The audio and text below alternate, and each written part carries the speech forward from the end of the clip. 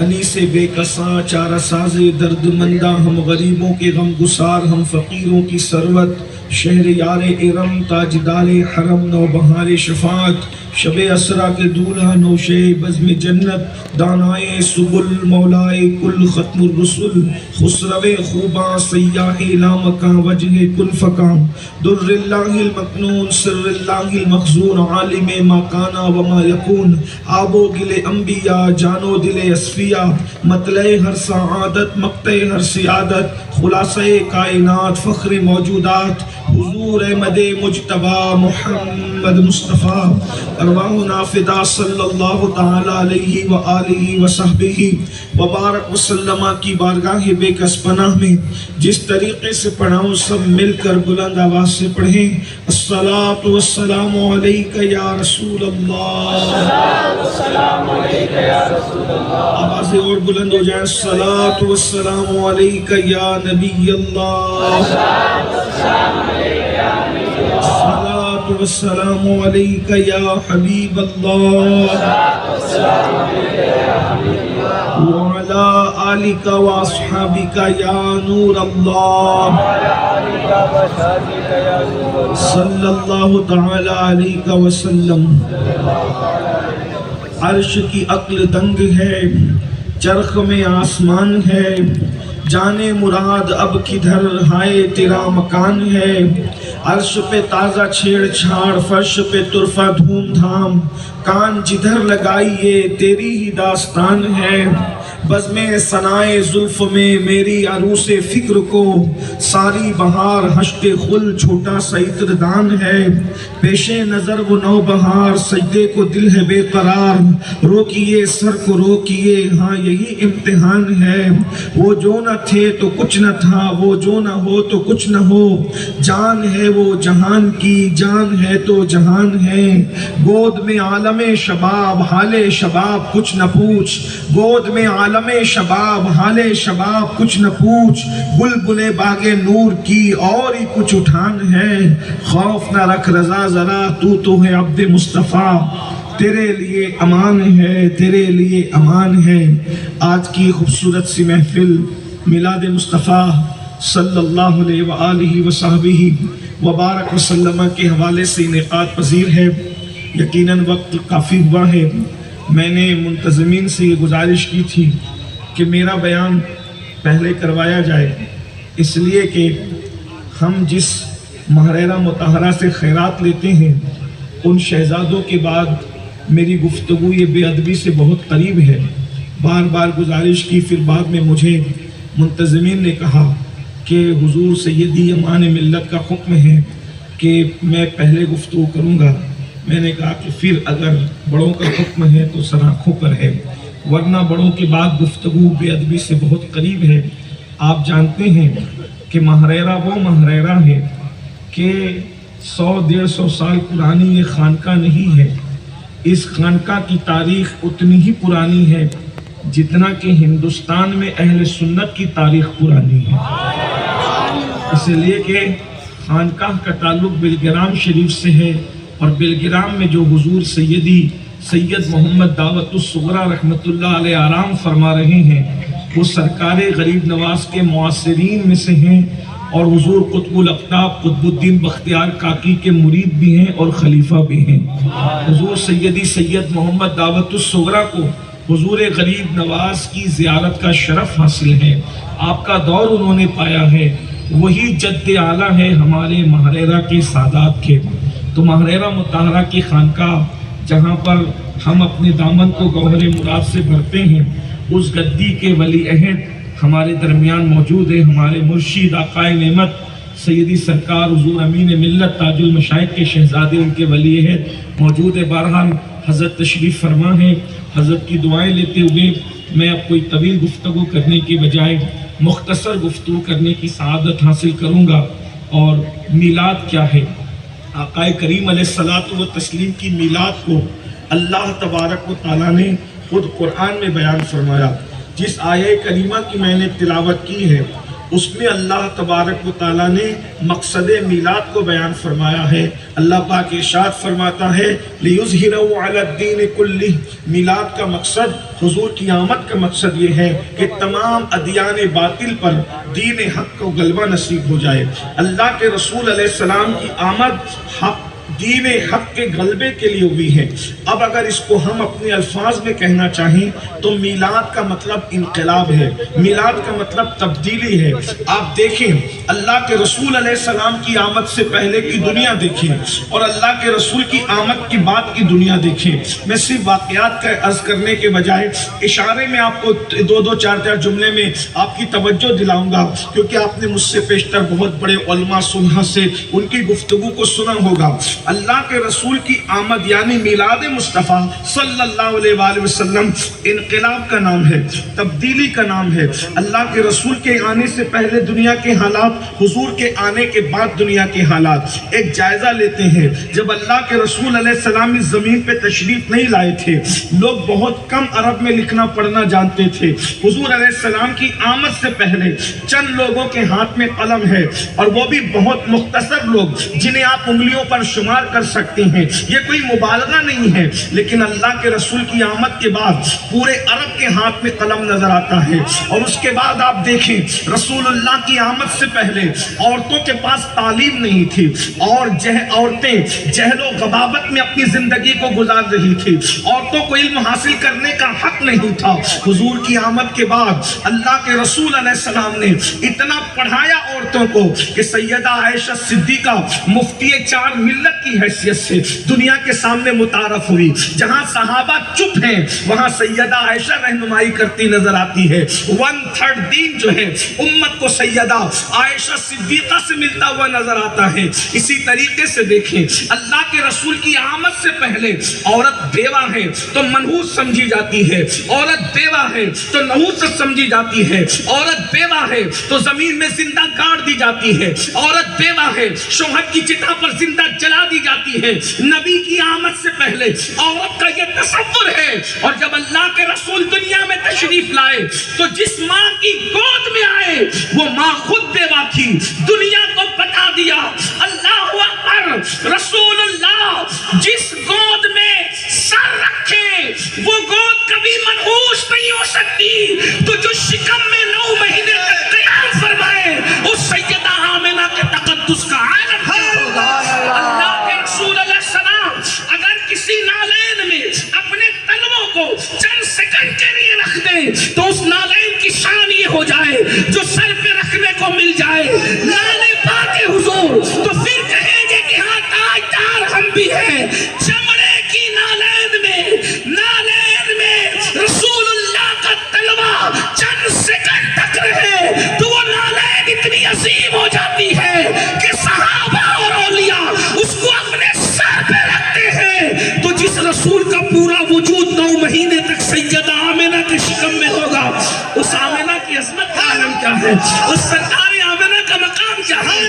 دیکھ رہے ہیں بتا دیا بیوہ منحوس نہیں ہے، بیوہ نبی کی امی جان ہے، رسول اللہ کی امی ہے۔ اور 2 جملے یہاں سرکار آمنہ کی بارگاہ میں خراج پیش کے بغیر میں آگے نہ بڑھ سکوں گا۔ دنیا میں جتنی مائیں ہیں، کسی کی ماں صحابی کی ماں ہے، کسی کی ماں کلیم کی ماں ہے، کسی کی ماں خلیل کی ماں ہے، کسی کی ماں غوث و کتب کی ماں ہے۔ سیدہ آمنہ وہ ماں ہے جو اللہ کے حبیب کی امی ہے، جو مصطفیٰ جان رحمت کی امی ہے، جس کی نگاہوں سے قبلے کے دن بدل جاتے ہیں، اس کی ماں کو سیدہ آمنہ کہتے ہیں۔ ذرا غور فرمائے، نظر اٹھنے کے بعد جو قبلے کے دن پلٹ دے وہ آمنہ کا لال ہے، جس کی نگاہوں سے قبلے کے دن بدل جاتے ہیں۔ جب وہ رسول کا پورا وجود 9 مہینے تک سرکار آمنہ کے شکم میں رہا ہوگا تو سرکار آمنہ کے وجود کا عالم کیا ہوگا۔ ایک جملہ کہہ دوں اور علماء کی موجودگی میں ان کی تائید لیتے ہوئے، اللہ کے رسول جن دنوں آمنہ کے شکم میں تھے، شکم آمنہ کعبۃ اللہ سے افضل تھا۔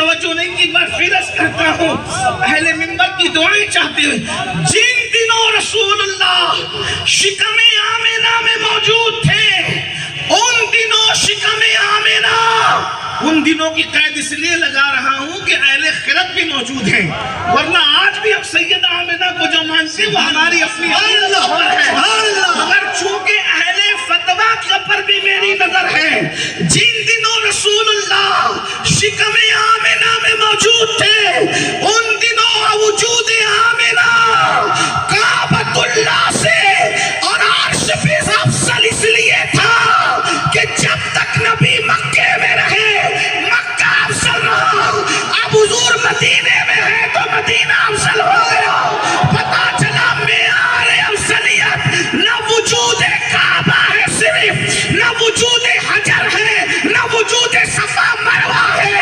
افضلیت کا معیار یہ ہے حبیب تم مکے میں رہو گے تو مکہ افضل ہو جائے گا، آپ مدینے میں رہو گے تو مدینہ افضل ہو جائے گا۔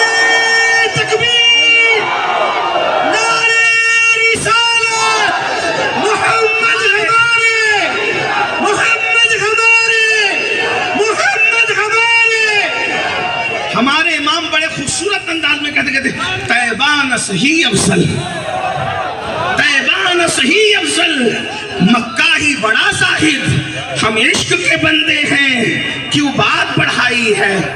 بلکہ میں نے کبھی کہیں کہا تھا لیکن آج موقع کی مناسبت سے اور عرض کروں، محبوب جب تک آپ مکی رہیں گے تو قرآن کی صورتیں بھی مکی رہیں گی، جب آپ مدنی ہو جائیں گے تو قرآن کی صورت بھی مدنی ہو جائے گی۔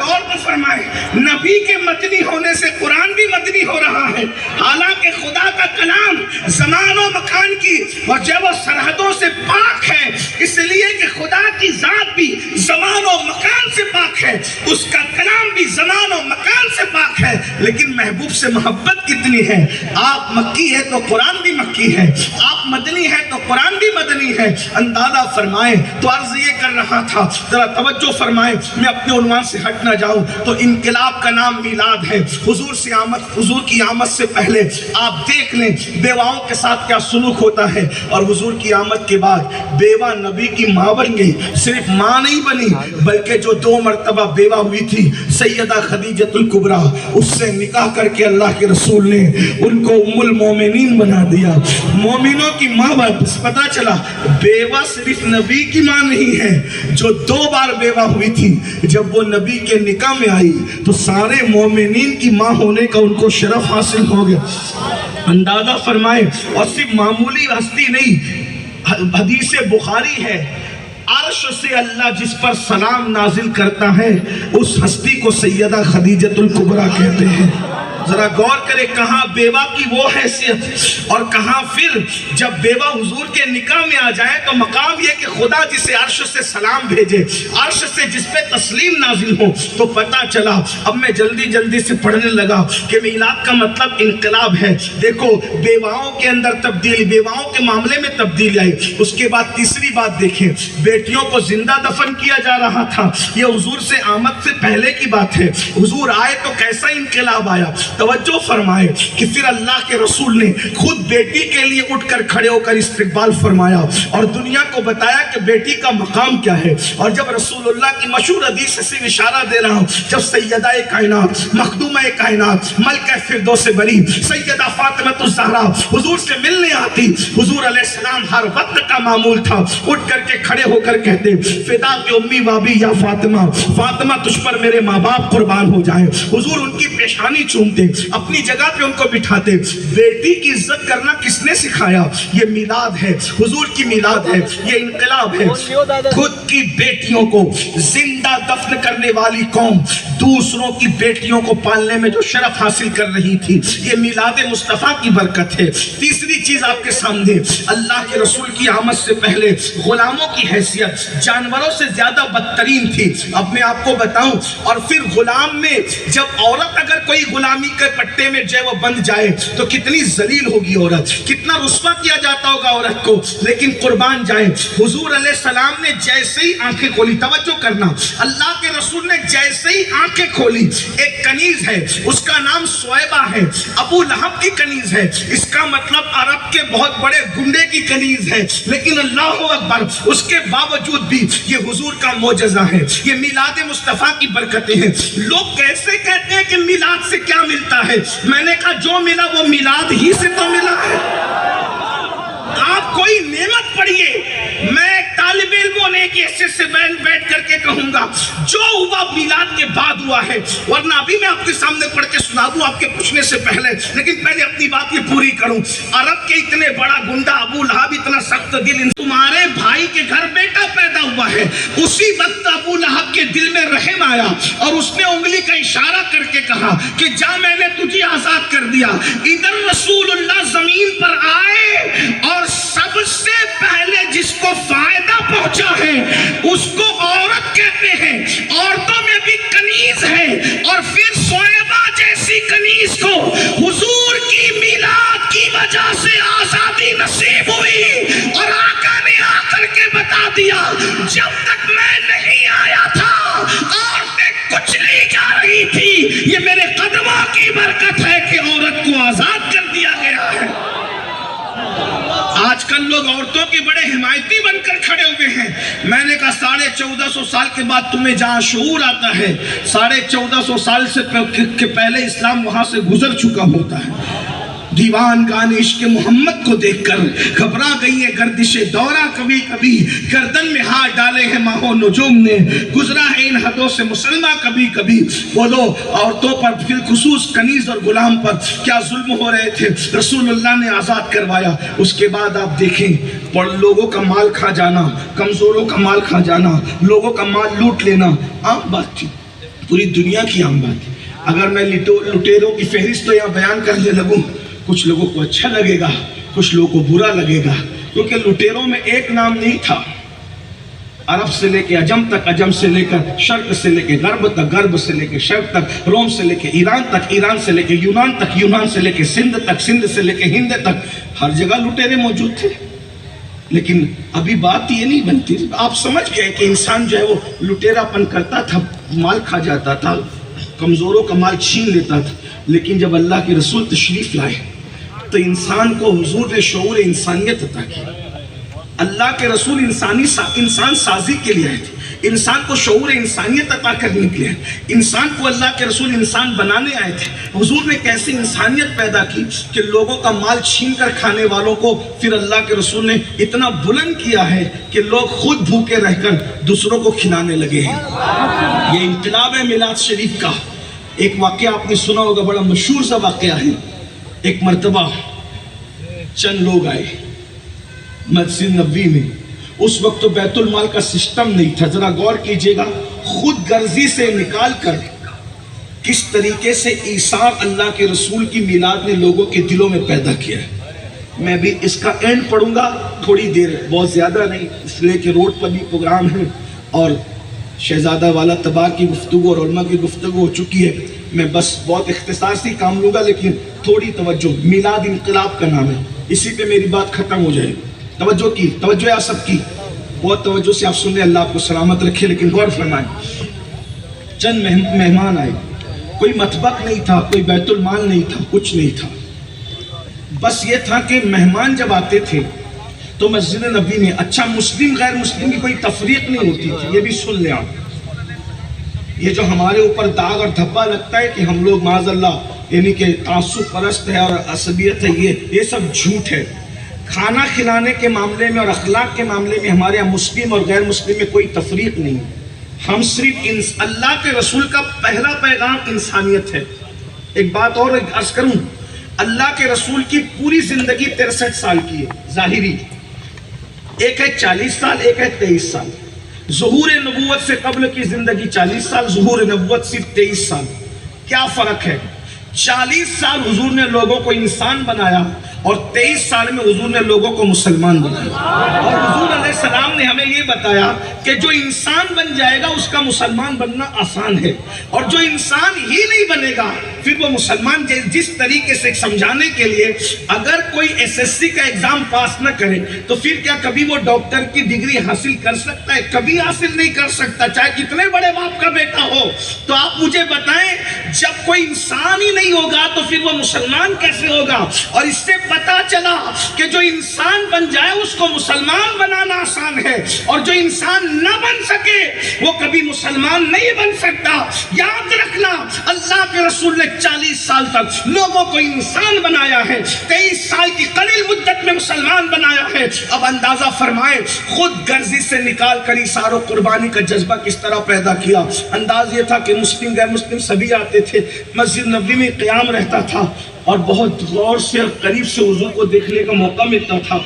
मेहमान आते थे तो तरीका ये था, अल्लाह के रसूल मस्जिद में ऐलान करते, अल्लाह के मेहमानों को कौन अपने अपने घरों को ले जाएगा। अब आजकल तो तरक्की का दौर है भाई, लेकिन उस वक्त तो घर में चिराग जलाने के लिए तेल भी नहीं होता था। आज मेहमान को घर ले जाना, खिलाना पिलाना आसान है। आज लोग मेहमान को घर ले जाने के लिए लड़ते हैं।